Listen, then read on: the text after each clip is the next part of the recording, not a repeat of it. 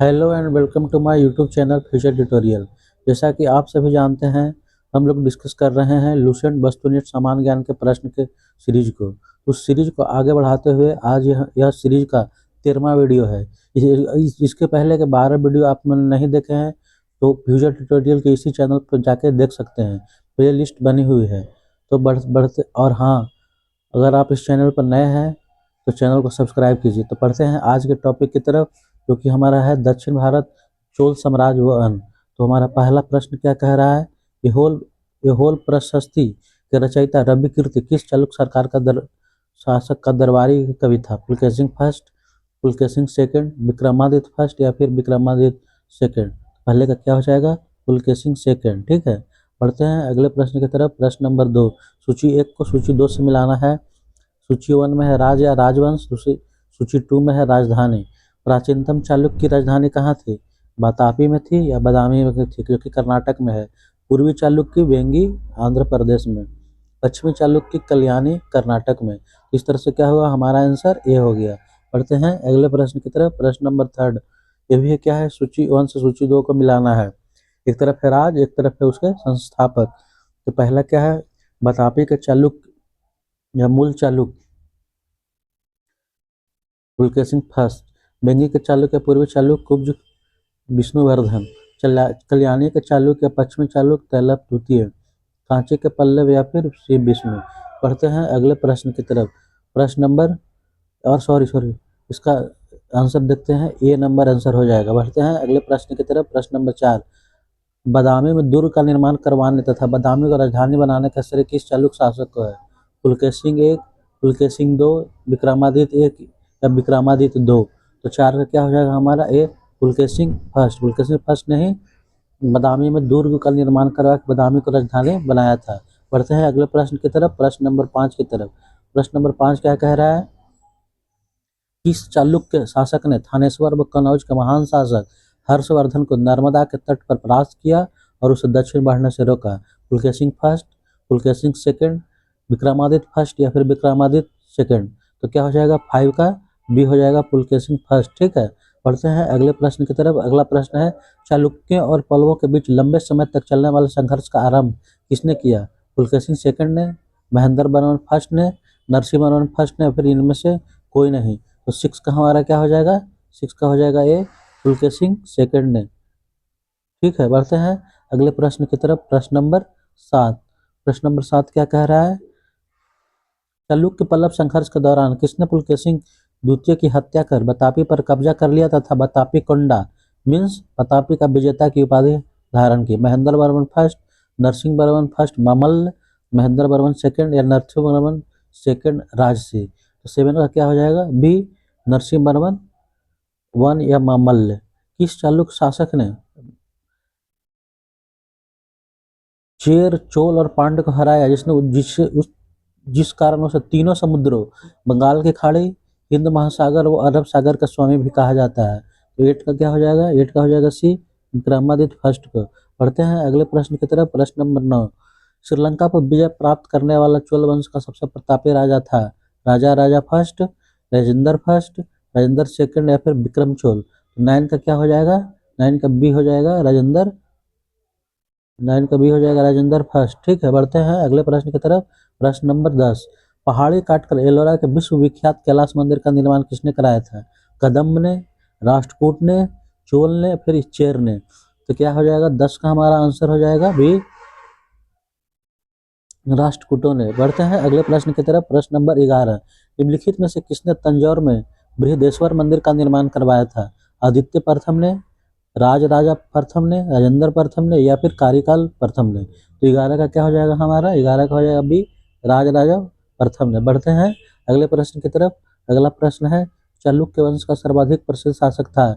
जय Singh second, Vikramaditya 5, Someshwar second या फिर पुलकेशिन द्वितीय? 12 का क्या हो जाएगा हमारा? डी, पुलकेशिन द्वितीय। बढ़ते हैं अगले प्रश्न की तरफ। प्रश्न नंबर 13, निम्नलिखित में से कौन सा शहर चोल राज्य की राजधानी था? सांची, तंजौर, मदुरै या फिर तिरुचिरापल्ली? तो 13 का क्या हो जाएगा हमारा? बी हो जाएगा, तंजौर। बढ़ते हैं अगले प्रश्न की तरफ। प्रश्न नंबर 14, पांड्य साम्राज्य की राजधानी कहाँ थी? कांची, मदुरै, कावेरीपट्टनम या फिर तिरुचि। तो 14 का क्या हो जाएगा हमारा, 14 का हो जाएगा बी मदुरै। पांड्य की राजधानी कहाँ थी, मदुरै में थी। पढ़ते हैं अगले प्रश्न की तरफ। प्रश्न नंबर 15, राष्ट्रकूट साम्राज्य का संस्थापक कौन था? दंतिदुर्ग, अमोघवर्ष, गोविंद तृतीय या फिर इंद्र तृतीय। तो 15 का क्या हो जाएगा हमारा, ये हो जाएगा दंतिदुर्ग। पढ़ते हैं अगले प्रश्न की तरफ। प्रश्न नंबर 16, निम्न राजवंशों में से किसने श्रीलंका व दक्षिण पूर्व एशिया को जीता? पांड्य, चालुक्य, चोल, राष्ट्रकूट। 16 का क्या हो जाएगा हमारा, 16 का हो जाएगा सी चोल। पढ़ते हैं अगले प्रश्न की तरफ। प्रश्न नंबर 17, विरूपाक्ष मंदिर का निर्माण किसने कराया था? चालुक्यों ने, पल्लवों ने, वाकाटकों ने या फिर सातवाहनों ने। तो 17 का क्या हो जाएगा, ए चालुक्यों ने। पढ़ते हैं अगले प्रश्न की तरफ। प्रश्न नंबर 18,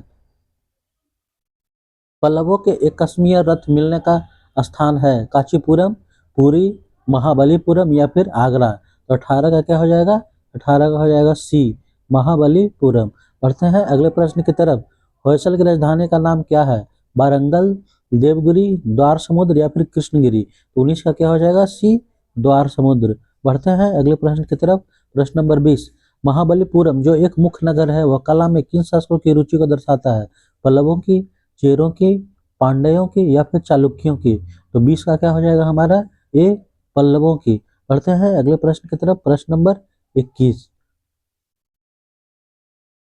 प्रश्न नंबर 21 क्या है, यादव सम्राटों की राजधानी कहाँ थी? द्वार समुद्र, वारंगल, कल्याणी या फिर देवगिरी। 21 का क्या हो जाएगा, डी देवगिरी। पढ़ते हैं अगले प्रश्न की तरफ। प्रश्न नंबर 22, चोल राजाओं ने किस धर्म को संरक्षण प्रदान किया? जैन धर्म, बौद्ध धर्म, शैव धर्म या फिर वैष्णव धर्म। तो 22 का क्या हो जाएगा हमारा, सी हो जाएगा शैव धर्म। पढ़ते हैं अगले प्रश्न की तरफ। प्रश्न नंबर 23, प्रश्न नंबर 23 क्या कह रहा है, प्रथम भारतीय शासक कौन था जिसने अरब सागर में भारतीय नौसेना की सर्वोच्चता स्थापित की? राजराजा फर्स्ट, राजेंद्र फर्स्ट, राजाधिराज या फिर कुलोत्तुंग फर्स्ट। तो 23 का क्या हो जाएगा, ए राजराजा फर्स्ट। पढ़ते हैं अगले प्रश्न की तरफ। प्रश्न नंबर 24, रवि कीर्ति द्वारा निर्मित जिनेन्द्र मंदिर, विभूति मंदिर, एहोल का संबंध है शैव धर्म से, वैष्णव धर्म से, जैन धर्म से या फिर बौद्ध धर्म से। तो 24 का क्या हो जाएगा, सी शैव धर्म, सॉरी जैन धर्म से। ठीक है, पढ़ते हैं अगले प्रश्न की तरफ। प्रश्न नंबर 25, एहोल का लाड़ खा मंदिर किस देवता को समर्पित है?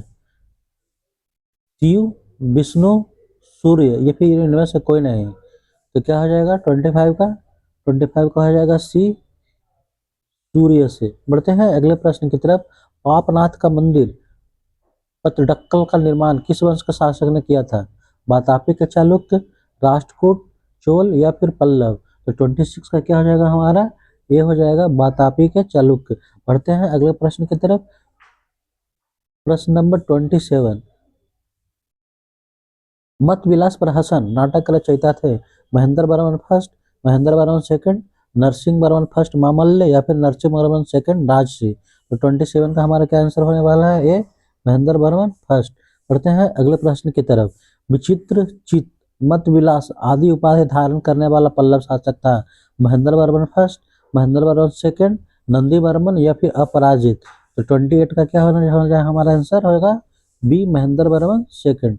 बढ़ते हैं अगले प्रश्न की तरफ। प्रश्न नंबर 29, मंदिर स्थापत्य कला की द्रविड़ शैली का आरंभ किस राजवंश के समय में हुआ? पल्लव, चोल, राष्ट्रकूट या फिर इनमें से कोई नहीं। 29 का क्या हो जाएगा हमारा, ए पल्लव राजवंश। ठीक है, बढ़ते हैं अगले प्रश्न की तरफ। एक तरफ है मंदिर निर्माण शैली, दूसरी तरफ है प्रतिपादक। तो 30 का क्या हो जाएगा हमारा, महेंद्र वर्मन शैली महेंद्र वर्मन फर्स्ट ने लाया था, मामल्य शैली नरसिंह वर्मन फर्स्ट ने लाया था, राज सिंह शैली नरसिंह वर्मन सेकंड ने लाया था, अपराजित शैली नरसिंह वर्मन ने लाया था। इस तरह से क्या होगा, ए का 1, बी का 2, सी का 3 और डी का 4। तो ऑप्शन नंबर ए हमारा करेक्ट हो जाएगा। बढ़ते हैं अगले प्रश्न की तरफ। प्रश्न नंबर 31, मामल्लपुरम किसका समानार्थी है? महाबलीपुरम, उज्जैनी, मदुरी या फिर कल्याणी। तो 31 का क्या हो जाएगा, 31 का हो जाएगा ए महाबलीपुरम। निम्नलिखित में से किस शासक के पास एक शक्तिशाली नौसेना थी? चोल, पांड्य, चेर या फिर पल्लव। तो 32 का क्या हो जाएगा, ए चोल। बढ़ते हैं अगले प्रश्न की तरफ। भगवान नटराज का प्रसिद्ध मंदिर जिनमें भारतनाट्यम शिल्प कला है, खाली स्थान में स्थित है? तिरुवनमलई, मदुरई, चिदम्बरम या फिर तंजौर। तो 33 का क्या हो जाएगा? 33 का सी हो जाएगा चिदम्बरम में। पढ़ते हैं अगले प्रश्न की तरफ। प्रश्न नंबर 34, राष्ट्रकूटों को किसके द्वारा उखाड़ फेंका गया था? जय सिंह के द्वारा, पुलकेशिन सेकंड के द्वारा, विक्रमादित्य सिक्स के द्वारा या फिर तैलप द्वितीय के द्वारा। तो 34 का क्या हो जाएगा? डी, तैलप द्वितीय के द्वारा। डी नंबर हमारा करेक्ट आंसर हो जाएगा। पढ़ते हैं अगले प्रश्न। प्रश्न नंबर 35, प्रशासन के क्षेत्र में चोल राजवंश का मुख्य योगदान है? सुनियोजित राजस्व प्रशासन में, सुनियोजित राजस्व प्रणाली में, सुसंगठित केंद्रीय सरकार में या फिर सुसंगठित स्थानीय स्वशासन में। तो 35 का क्या हो जाएगा हमारा? 35 का हो जाएगा डी। ठीक है, बढ़ते हैं अगले प्रश्न की तरफ। प्रश्न नंबर 36, एलोरा का 34 गुफाओं का मंदिर डैश एवं डैश के बीच बनाया गया? 500 ईस्वी से 700 ईस्वी, 300 ईस्वी से 500 ईस्वी, 700 ईस्वी से 800 ईस्वी या फिर 250 ईस्वी से 450 ईस्वी। तो 36 का क्या हो जाएगा? सी, 700 ईस्वी से 800 ईस्वी। पढ़ते हैं अगले प्रश्न की तरफ। अगला प्रश्न है, 3 मुख वाली ब्रह्मा विष्णु एवं महेश की मूर्ति जो त्रिमूर्ति के नाम से जानी जाती है गुफा में है? कलवा, अलोरा, एलिफेंटा या फिर अजंता। तो 37 का क्या हो जाएगा? सी, एलिफेंटा में है। ठीक है, पढ़ते हैं अगले प्रश्न की तरफ। प्रश्न नंबर 38, हुएनसांग के कांची प्रवास के समय पल्लव शासक था? Mahendra Varman first, Mahendra Varman second, Narasimha Varman first Mamalla या फिर नरसिंह वर्मन सेकंड राजसी। तो 38 का क्या हो जाएगा हमारा? 38 का सी हो जाएगा नरसिंह वर्मन फर्स्ट ममल्ल। बढ़ते हैं अगले प्रश्न की तरफ। प्रश्न नंबर 39, एक तरफ है पल्लवकालीन प्रशासकीय विभाजन, एक तरफ है प्रधान। तो देखो 39 का क्या हो जाएगा हमारा? पहले का क्या हो जाएगा? राष्ट्रीय अपराध को क्या कौन होता था? राष्ट्रिक होता था। ठीक, उसका प्रधान राष्ट्रिक होता था। और विषय या जिला का क्या होता था? विषयिक होता था। ठीक है, और सी कोट्टम का होता था तालुका और देशाकृत, ग्राम का ग्राम भोजक। तो इस तरह से क्या हुआ? पहले का दूसरा, दूसरे का पहला, पहले का दूसरा, दूसरे का पहला, सी का चौथा और डी का तीसरा। ऑप्शन नंबर ए हमारा करेक्ट हो जाएगा। ठीक है, पढ़ते हैं अगले प्रश्न की तरफ। प्रश्न नंबर 40, अलवारो वैष्णव संतों एवं नैनारो अडियारो शैव संतों द्वारा दक्षिण भारत में भक्ति आंदोलन का किस राजवंश के समय में आरंभ हुआ?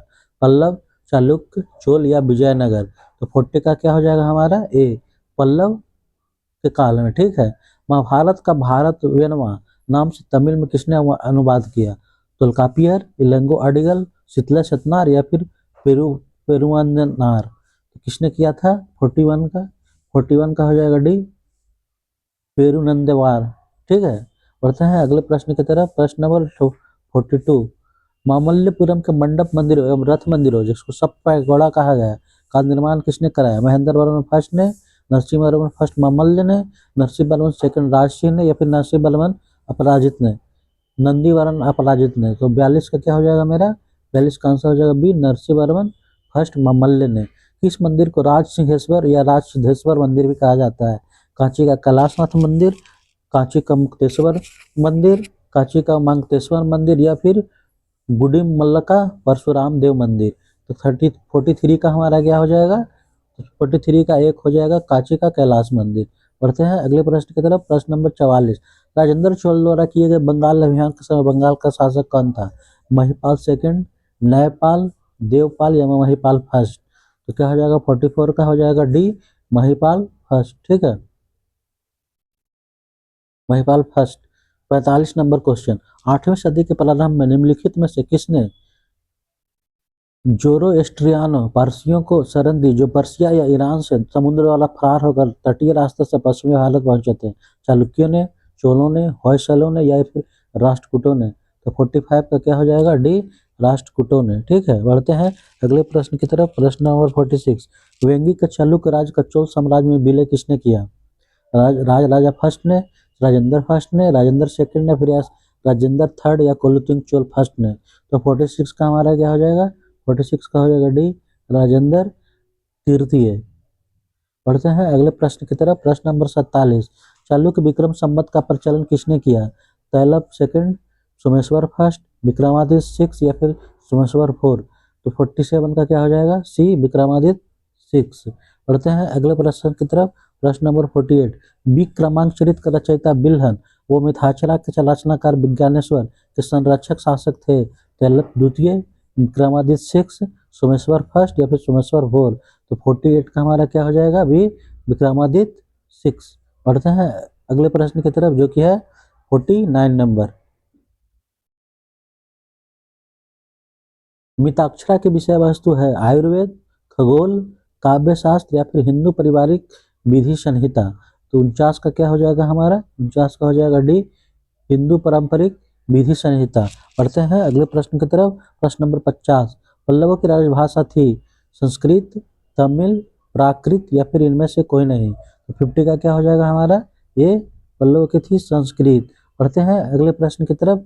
प्रश्न नंबर 51, 51 क्या है, गोपुरम मुख्य द्वार कहा जाता है कि प्रारंभिक निर्माण का स्वरूप सर्वप्रथम किस मंदिर में मिलता है। कांची का कैलाशनाथ मंदिर, तंजौर का बृहदेश्वर मंदिर, गंगईकोंडचोलपुरम का मंदिर या फिर इनमें से कोई नहीं। तो 51 का क्या हो जाएगा, ए कांची का कैलाशनाथ मंदिर। पढ़ते हैं अपने अगले प्रश्न की तरफ। प्रश्न नंबर 52, 12वीं सदी के राष्ट्रकूट वंश के 5 शिलालेख किस राज्य में मिले हैं। तमिलनाडु में, कर्नाटक में, केरल में या फिर महाराष्ट्र में। 52 का हमारा क्या हो जाएगा, 52 का हो जाएगा बी कर्नाटक में। ठीक है, पढ़ते हैं अगले प्रश्न की तरफ। प्रश्न नंबर 53, निम्नांकित राजवंशों में से किसके शासक अपने शासन काल में ही अपना उत्तराधिकारी घोषित कर देते थे। चालुक्य, चोल, कदम या फिर कलचुरी। तो 53 का क्या हो जाएगा, 53 का हो जाएगा बी चोल। ठीक है, पढ़ते हैं अगले प्रश्न की तरफ। प्रश्न नंबर 54, दक्षिण भारत का तक्कोलम का युद्ध हुआ था चोल एवं उत्तर चालुक्यों के मध्य, चोल एवं राष्ट्रकूटों के मध्य, चोल एवं होयसल के मध्य या फिर चोल एवं पांड्यों के मध्य। तो किसके मध्य हुआ था, 54 का क्या हो जाएगा, बी चोल एवं राष्ट्रकूटों के मध्य। पढ़ते हैं अगले प्रश्न की तरफ। प्रश्न नंबर 55, एलोरा गुफाओं का निर्माण कराया था पल्लवों ने, चोलों ने, राष्ट्रकूटों ने या फिर पालों ने। तो 55 का क्या हो जाएगा हमारा, सी राष्ट्रकूटों ने। पढ़ते हैं अगले प्रश्न की तरफ। प्रश्न नंबर 56, द्रविड़ शैली के मंदिर में गोपुरम से तात्पर्य है गर्भगृह से, दीवार पर की गई चित्रकारी से, शिखर से या फिर तोरण के ऊपर बने अलंकृत एवं बहुमंजिला भवन से। 56 का क्या हो जाएगा, डी नंबर हो जाएगा। बढ़ते हैं अगले प्रश्न की तरफ। प्रश्न नंबर 57, एलोरा में गुफाओं का शैलकृत मंदिरों का संबंध है केवल बौद्धों से, बौद्धों एवं जैनों से, हिंदुओं एवं जैनों से, हिंदुओं बौद्धों एवं जैनों से। तो 57 का क्या आंसर होने वाला है, डी, ये तीनों से रिलेटेड है। ठीक है, हिंदुओं बौद्धों और जैनों से। बढ़ते हैं अगले प्रश्न, प्रश्न नंबर 58 की तरफ। निम्नलिखित में से चोल प्रशासन की विशेषता क्या थी। साम्राज्य का मंडल में विभाजन, ग्राम प्रशासन की स्वायत्तता, राज्य में मंत्रियों को समस्त अधिकार, कर संग्रह प्रणाली का रास्ता एवं उचित होना। तो क्या हो जाएगा 58 का हमारा, 58 का हो जाएगा बी नंबर, ग्राम प्रशासन की स्वायत्तता, बी नंबर। बढ़ते हैं अगले प्रश्न की तरफ। प्रश्न नंबर 59, चोलों का राज किस क्षेत्र में फैला हुआ था। विजयनगर, मालाबार क्षेत्र, दक्कन का पठार, कोरोमंडल तट या दक्कन के कुछ भाग। तो 59 का हमारा क्या हो जाएगा, डी कोरोमंडल तट और दक्कन के कुछ भाग। बढ़ते हैं अगले प्रश्न नंबर 60 की तरफ। चोल शासकों के समय में बनी हुई प्रतिमाओं में सबसे अधिक विख्यात हुई पत्थर की प्रतिमाएं, संगमरमर की प्रतिमाएं, विष्णु भगवान की प्रस्तर प्रतिमाएं या नटराज शिव की कांस्य प्रतिमाएं। तो 60 का क्या हो जाएगा, 60 का हमारा हो जाएगा डी नटराज शिव की कांस्य प्रतिमाएं। चोल युग प्रसिद्ध था निम्न के लिए, धार्मिक विश्वास, ग्रामीण सभाएं, राष्ट्रकूटों से युद्ध या फिर लंका से व्यापार। तो 61 का क्या हो जाएगा, बी ग्रामीण सभाओं के लिए। ठीक है, बढ़ते हैं अगले प्रश्न की तरफ। प्रश्न नंबर 62, किस राष्ट्रकूट शासक ने रामेश्वरम में विजय स्तंभ एवं देवालय की स्थापना की। कृष्ण फर्स्ट ने, कृष्ण सेकंड ने, कृष्ण थर्ड ने या फिर इंद्र थर्ड ने। तो 62 का हमारा आंसर होने वाला है सी कृष्ण थर्ड ने। बढ़ते हैं आज के अंतिम सवाल की तरफ जो कि 63 नंबर है। वेनिस यात्री मार्को पोलो जो कि 1288 से 1293 के मध्य रहा कि पांड्य राज के भ्रमण के समय वहाँ का शासक था माड़ बर्मन कुलशेखर, जटा बर्मन सुंदर पांड्य, जटा बर्मन कुलशेखर या फिर इनमें से कोई नहीं। तो 63 का क्या हो जाएगा, ए माड़ बर्मन कुलशेखर। ठीक है, ये नंबर करेक्ट हो जाएगा। तो आज का वीडियो यहीं समाप्त होता है। अगर आपको ये वीडियो अच्छी लगी हो तो वीडियो को लाइक करें और चैनल को सब्सक्राइब करें। जय हिंद। जल्द ही इसका दूसरा पार्ट भी आने वाला है।